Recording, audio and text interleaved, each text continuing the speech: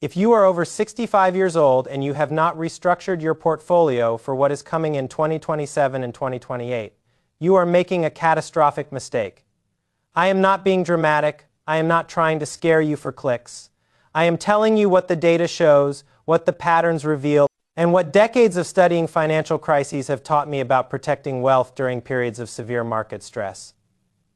The next 2 years are going to be unlike anything most investors have experienced since 2008. Possibly worse. The combination of factors converging right now, the debt levels, the valuations, the geopolitical tensions, the demographic pressures, the policy constraints, creates a setup that is genuinely dangerous for anyone who cannot afford to lose a significant portion of their savings. And if you are over 65, you cannot afford that loss. You do not have the time to recover. You do not have the earning years ahead to rebuild. What you have now is likely what you will have for the rest of your life. I have spent my entire career studying situations where the consensus was wrong, where the data pointed to disaster while everyone else was celebrating. In 2005 and 2006, I saw the housing bubble when every bank, every regulator, every rating agency said housing prices could never decline nationally. I bet against them. I was called crazy for 2 years, and then I was proven right in the most spectacular fashion imaginable. The people who listened to the consensus lost their homes, their retirement savings, their financial security. The people who saw what I saw and acted on it preserved their wealth and even profited. I am seeing the same patterns today, different mechanisms, different asset classes, but the same fundamental dynamics of denial, excessive leverage, and willful blindness to obvious risks. And the people who are most vulnerable to what is coming are retirees, and near retirees who have their life savings exposed to markets that are priced for perfection. In a world that is anything but perfect, let me take you back to 2007 because that experience shapes everything I understand about protecting wealth during crises. By early 2007, my bets against the housing market were starting to pay off. The subprime mortgage bonds I had shorted were declining in value. The credit default swaps I had purchased were appreciating. But something else was happening that taught me an important lesson about portfolio construction. The stress in housing was starting to spread. Stocks that had nothing to do with housing were beginning to correlate. Assets that were supposed to be diversified started moving together. The traditional portfolio allocation that financial advisors recommended, 60% stocks, 40% bonds, was failing to provide the protection it promised, because both stocks and bonds were under pressure simultaneously. I watched retirees who thought they were conservatively positioned lose 30, 40, 50% of their portfolios. Not because they were gambling on speculative investments, but because the standard advice was wrong. The correlations broke down, the diversification failed, and people who could not afford to lose that money lost it anyway. That experience taught me that true protection during a crisis requires thinking differently about portfolio construction. It requires understanding what assets actually perform when everything else is falling apart. It requires having the courage to own things that look strange in normal times but become essential during crises. Today, I am going to share exactly how I would construct a portfolio for someone over 65 who needs to survive the next 2 years with their wealth intact. This is not about maximizing returns. This is not about beating the market. This is about preservation first and foremost, with modest growth potential if things go better than I expect. I am going to give you 5 specific allocations with the exact reasoning behind each one. By the end, you will have a framework for protecting what you have built over a lifetime of work. Here is the structure. First, I am going to explain why 2027 and 2028 are particularly dangerous years. Second, I am going to walk you through 5 asset classes that provide genuine protection during severe market stress. Third, I am going to explain how to size these positions appropriately for someone in the wealth preservation phase of life. Fourth, I am going to address the objections and the psychological challenges of implementing this approach. And fifth, I am going to give you specific action steps you can take immediately. Let me start by explaining why the next 2 years concern me so deeply. This is not speculation. This is pattern recognition based on data that has correctly predicted every major market dislocation of the past 50 years. The first warning sign is the debt cycle. Total debt in the United States, meaning government debt, corporate debt, and household debt combined, has reached levels that have historically preceded severe financial stress. Government debt alone has exceeded $34 trillion, well over 100% of GDP. The interest payments on this debt are now consuming over $1 trillion per year, more than the entire defense budget. And this is at current interest rates. As old debt matures and gets refinanced at higher rates, the interest burden will only grow. History shows that debt cycles of this magnitude do not resolve gently. They resolve through default, inflation, or financial repression. Each of these outcomes is damaging to traditional portfolios. Defaults destroy bond values, inflation erodes purchasing power, financial repression, meaning artificially low interest rates that do not keep pace with inflation. Slowly confiscates wealth from savers. There is no painless exit from debt of this magnitude. The second warning sign is the valuation cycle. Stock market valuations by most measures are in the top decile of historical readings. The cyclically adjusted price-to-earnings ratio, which smooths earnings over 10 years to account for business cycle fluctuations, is at levels that have only been exceeded during the 1929 peak and the 2000 bubble peak. Both of those peaks were followed by catastrophic declines that took decades to recover from in inflation-adjusted terms.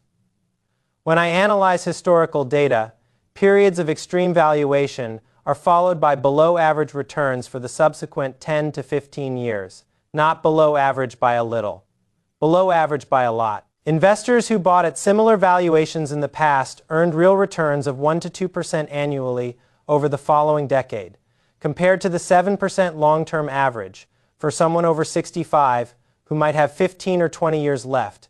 Starting from extreme valuations dramatically reduces the probability of maintaining purchasing power throughout retirement. The third warning sign is the demographic cycle. The baby boom generation, the largest generation in American history, is now fully in retirement. This demographic wave creates sustained selling pressure on financial assets as retirees draw down their portfolios to fund living expenses. At the same time, younger generations have less wealth to invest due to student debt, housing costs, and other financial pressures. The buyer base for stocks and bonds is shrinking while the seller base is growing.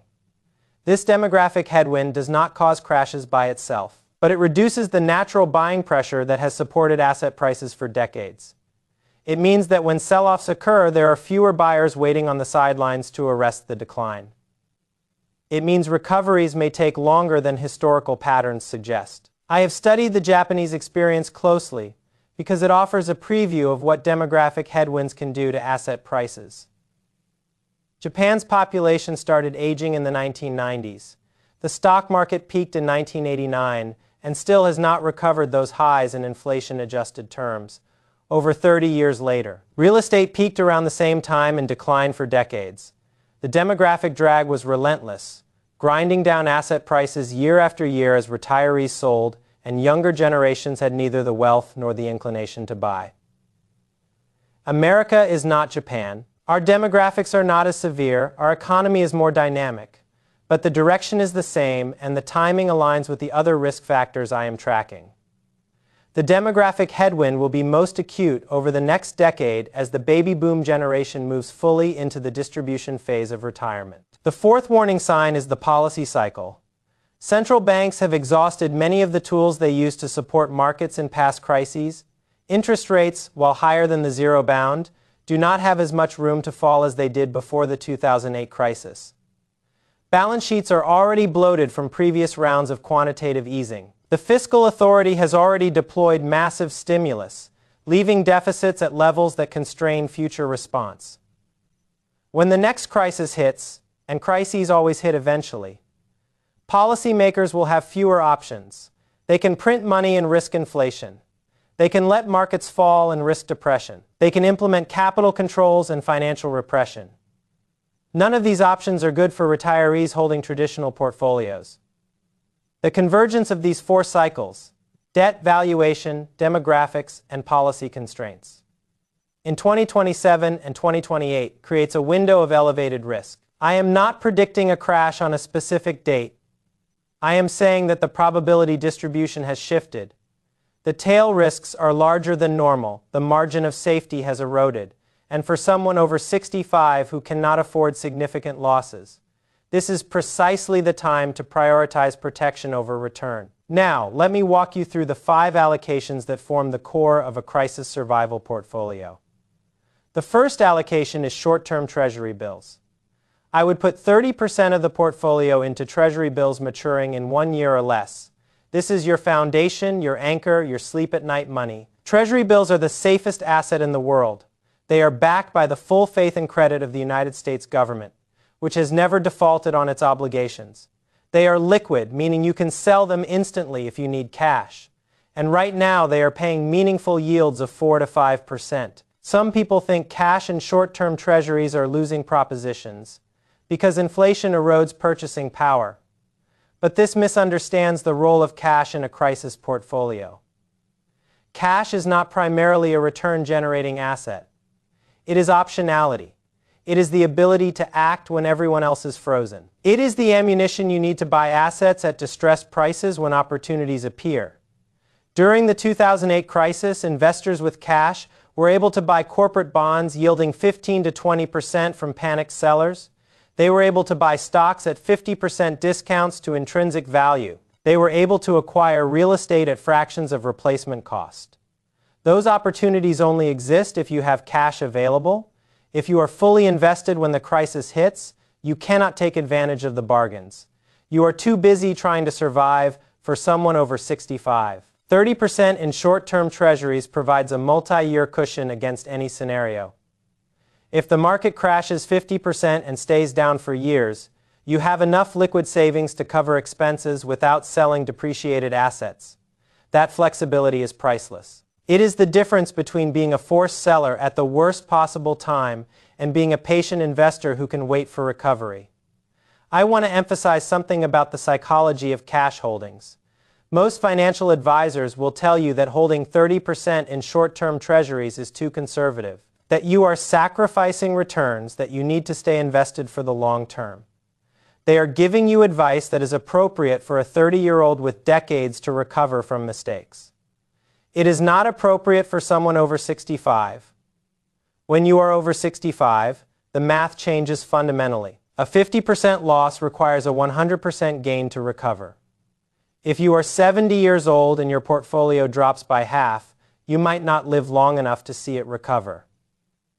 The asymmetry is brutal.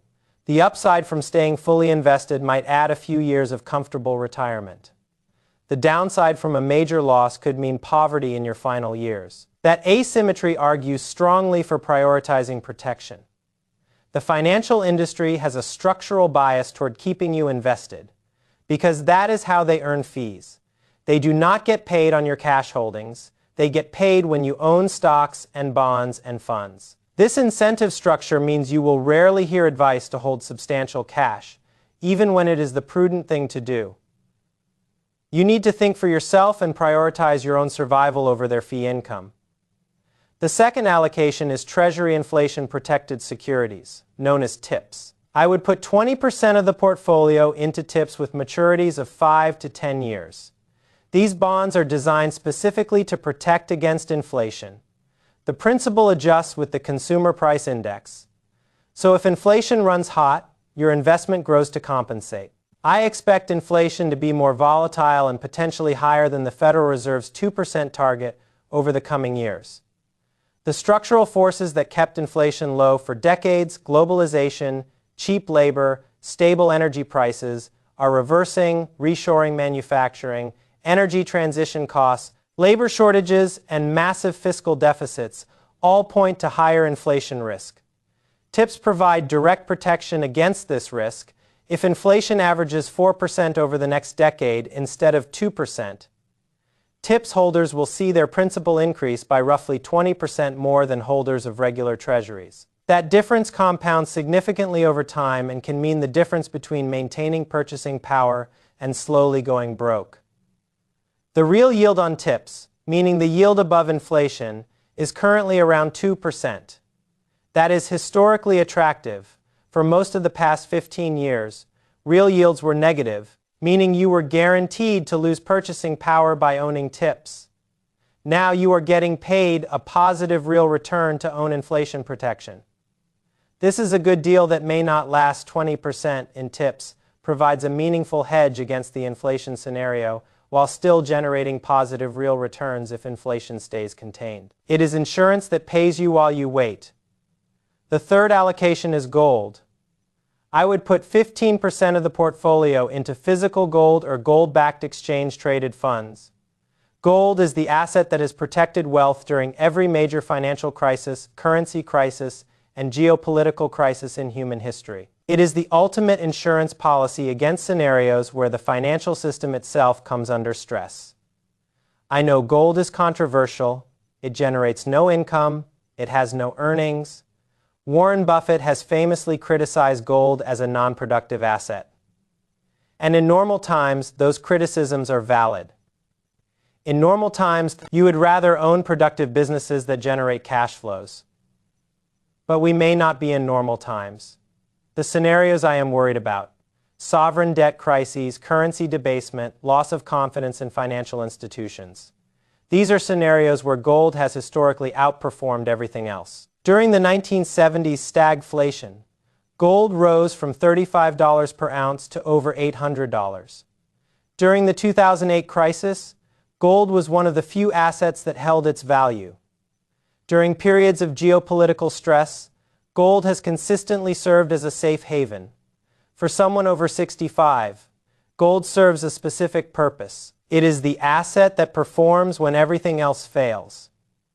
If the stock market crashes, gold typically holds value or appreciates. If bonds sell off due to inflation fears, gold typically benefits. If there is a banking crisis or a currency crisis, gold provides protection that no paper asset can match. I do not expect gold to generate high returns in a benign scenario.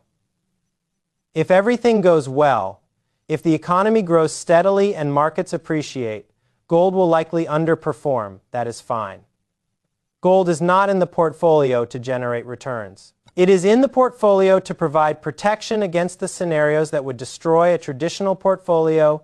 15% in gold is enough to provide meaningful protection without overweighting an asset that generates no income. It is insurance, not speculation. Let me address a common concern about gold. Some people worry about storing physical gold or the complexities of owning it. For most investors, the simplest approach is owning gold through exchange-traded funds that hold physical gold in vaults. These funds trade on stock exchanges like any other security you can buy and sell them easily through any brokerage account. The largest funds have expense ratios of around 0.4% per year, which is a reasonable cost for the convenience and liquidity they provide. If you prefer physical gold, you can buy coins or bars from reputable dealers. American Eagle coins and Canadian Maple Leaf coins are widely recognized and easy to buy and sell. Store them in a home safe or a bank safety deposit box. Physical gold has the advantage of existing outside the financial system entirely. If there is a banking crisis or a freeze on financial assets, physical gold remains accessible. I own both physical gold and gold ETFs. The ETFs provide liquidity and ease of rebalancing. The physical gold provides insurance against scenarios where even ETFs might be impaired. For most people over 65, starting with a gold ETF is the simplest approach.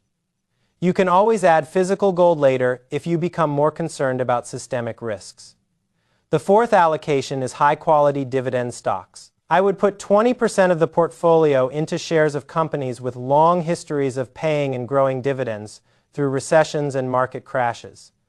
Companies like Johnson & Johnson, Procter & Gamble, Coca-Cola, and similar businesses that sell essential products people need regardless of economic conditions. This might seem contradictory. I have been warning about market risks, and now I am recommending stocks. But there is an important distinction between owning the broad market and owning a carefully selected group of defensive companies. The broad market, as represented by the S&P 500, is dominated by technology stocks trading at extreme valuations. These stocks are most vulnerable to the repricing I am concerned about. But buried within the market are companies that trade at reasonable valuations, generate substantial free cash flow, and have demonstrated the ability to maintain dividends through every crisis of the past 50 years. These dividend aristocrats, companies that have raised dividends for at least 25 consecutive years, provide several benefits for a retiree portfolio. First, the dividend income provides cash flow that reduces or eliminates the need to sell shares to fund living expenses. If you can live off dividends without touching principal, you can ride out any market decline without becoming a forced seller. Second, companies that have maintained dividends through multiple recessions have proven their business models are resilient. They sell products or services that people need regardless of economic conditions. This defensive quality provides some protection during downturns, even if the stock prices decline. Third, dividend growth has historically exceeded inflation over the long term.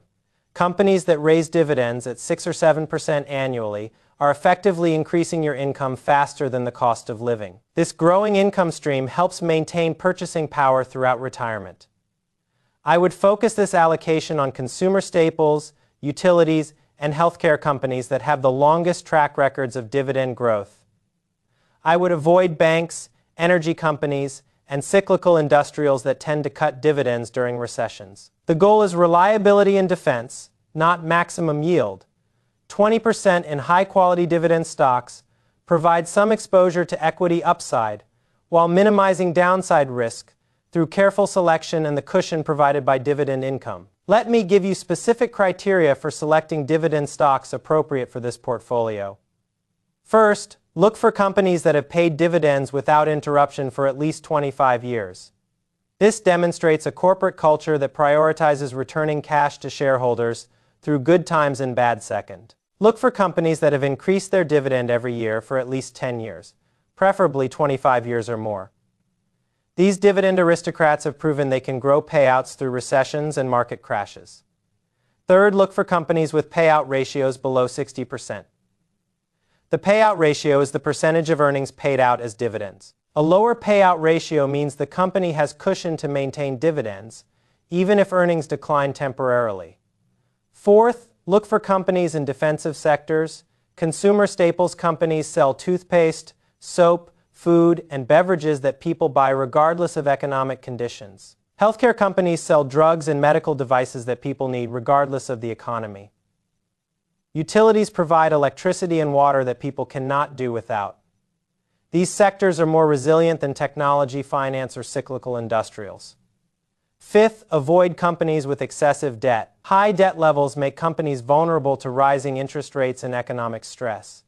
Look for companies with debt-to-equity ratios below 1 and interest coverage ratios above 5. Examples of companies that meet these criteria include Johnson & Johnson, Procter & Gamble, Coca-Cola, PepsiCo, Colgate-Palmolive, Kimberly-Clark, and similar consumer staples giants in healthcare. Consider Johnson & Johnson, Abbott Laboratories, and Becton Dickinson. In utilities, consider Duke Energy, Southern Company, and Dominion Energy. These are not exciting companies. They are not going to double overnight, but they are going to pay you reliable, growing income through whatever economic conditions we face. The fifth allocation is cash for opportunities. I would keep 15% in a money market fund or short-term treasuries, specifically earmarked for deploying into opportunities that arise during market dislocations. This is separate from the 30% foundational cash position. This is dry powder for offense, not defense. The best investments I have ever made were during periods of maximum pessimism when everyone else was selling. In 2008 and 2009, corporate bonds from solid companies were trading at yields of 15 to 20%. Because panic was so extreme, stocks of companies that would survive and thrive were available at 50 cents on the dollar. Real estate could be bought at fractions of replacement cost. But you can only take advantage of these opportunities if you have capital available.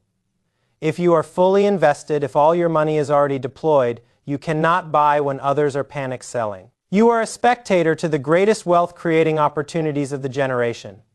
Having 15% set aside specifically for crisis opportunities positions you to be a buyer when everyone else is a seller. This is how fortunes are preserved and grown during difficult periods. not by trying to time the market perfectly, but by having capital available when exceptional opportunities appear. Let me now pull together these 5 allocations and explain how they work as a system. 30% in short-term treasuries for safety and liquidity. 20% in tips for inflation protection. 15% in gold for crisis insurance. 20% in high-quality dividend stocks for income and selective equity exposure. 15% in cash reserves for opportunities. This portfolio will not generate the highest returns if the market continues higher.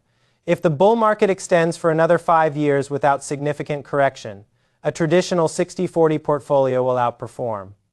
But this portfolio is not designed for that scenario. It is designed for the scenario where things go wrong. If the stock market falls 50%, this portfolio might fall 10 to 15%. The cash and treasuries hold value. The gold likely appreciates. The dividend stocks decline less than the market and continue paying income. You survive with your wealth largely intact while others are devastated. If inflation surges to 8 or 10%, the tips adjust upward, the gold appreciates, and the dividend stocks of companies with pricing power maintain real value. The traditional 60-40 portfolio gets crushed as both stocks and bonds decline in real terms. This portfolio provides genuine protection. If there is a banking crisis or financial system stress, the physical gold and treasury holdings provide safety. The cash position allows you to meet obligations without relying on financial institutions that might be impaired. The portfolio is designed to survive scenarios that would destroy conventional allocations. I want to emphasize what survival means in practical terms for someone over 65. It means being able to pay your bills without selling assets at depressed prices. It means having the liquidity to handle medical emergencies, home repairs, or other unexpected expenses without scrambling. It means maintaining your independence and dignity regardless of what happens in financial markets. It means not becoming a burden on your children or dependent on government assistance. The conventional 60-40 portfolio was designed in a different era when bonds provided meaningful income and genuine diversification. That era is over. Bond yields spent most of the past decade near zero, providing little income cushion. And the correlation between stocks and bonds has increased, meaning they often fall together during stress. The 60-40 portfolio has become 60-40 exposure to essentially the same risk factors. The portfolio I am describing separates risk factors more effectively. The treasury bills and cash have near zero correlation to stocks. The gold has negative correlation to stocks during crises, meaning it tends to rise when stocks fall. The tips provide protection against inflation that bonds do not. Only the dividend stocks have significant equity correlation, and even they are less volatile than the broad market. This separation of risk factors is what provides genuine protection. You are not just diversified across asset names. You are diversified across different sources of return and different sensitivities to economic scenarios. That is real diversification, not the illusion of diversification that most portfolios provide. Now, let me address the psychological challenges of implementing this approach, because understanding the strategy is easier than executing it. The first challenge is fear of missing out. If the market continues higher, if your neighbors are bragging about their portfolio gains, you will feel like you are missing the party. This is uncomfortable. It requires discipline to maintain a defensive allocation when offense seems to be working. But remember why you are doing this. You are over 65. You cannot afford to lose 30 or 40% of your savings chasing returns. The money you are protecting is not abstract. It is your security, your independence, your ability to live with dignity for the rest of your life that is worth more than keeping up with the Joneses. The second challenge is the illusion that you will have time to react. Many investors plan to shift to defensive positions when they see trouble coming. But market declines happen faster than anyone expects. By the time the danger is obvious to everyone, the damage is already done. The time to prepare is before the crisis, not during it. The third challenge is trusting unconventional allocations. Owning 15% gold feels strange to most investors. Holding 30% cash when it could be invested feels wasteful. These allocations make sense intellectually. but they feel wrong emotionally. You must trust the logic even when it conflicts with conventional wisdom. Let me give you specific action steps to implement this portfolio. First, calculate your total investable assets. Include retirement accounts, taxable brokerage accounts, and savings. Get a clear picture of what you are working with. Second, assess your current allocation. How much do you have in stocks, bonds, cash, and alternative assets? How does it compare to the target allocation I have described? Third, develop a transition plan. You do not need to make all changes at once. You can gradually shift allocation over 3 to 6 months to reduce the risk of mistiming. Fourth, set up automatic dividend reinvestment for the equity portion until you need the income. Let the dividends compound and grow the income stream. Fifth, resist the urge to check your portfolio constantly. A defensive portfolio is designed for resilience over years, not excitement over days. Checking daily will only tempt you to abandon the strategy at the wrong time. The years 2027 and 2028 may prove my concerns wrong. The market might continue higher. The crisis might be delayed. If that happens, you will have earned modest returns while sleeping well at night. That is not a bad outcome. But if my concerns prove correct, if the convergence of cycles creates the stress I anticipate, you will have preserved your wealth while others are devastated. You will have the liquidity to meet your needs without selling at the worst time. You will have the dry powder to take advantage of opportunities that appear. And you will have the peace of mind that comes from knowing you prepared for the worst while hoping for the best. That is what intelligent wealth preservation looks like for someone over 65. Not chasing returns, not following the crowd, not hoping things work out, but building a portfolio designed to survive whatever comes. Because at this stage of life, survival is the only thing that matters. I have spent my entire career being early to see risks that others ignored. I was early on the housing bubble. I was called crazy for 2 years before being proven. Right, I may be early on the risks I am warning about today, but being early is far better than being late. Being early means you are protected when the storm hits. Being late means you are destroyed alongside everyone else who did not see it coming. The next 2 years will reveal whether my concerns are justified. Either way, you will have slept well knowing you were prepared, and at this stage of life, peace of mind is worth more than a few percentage points of return.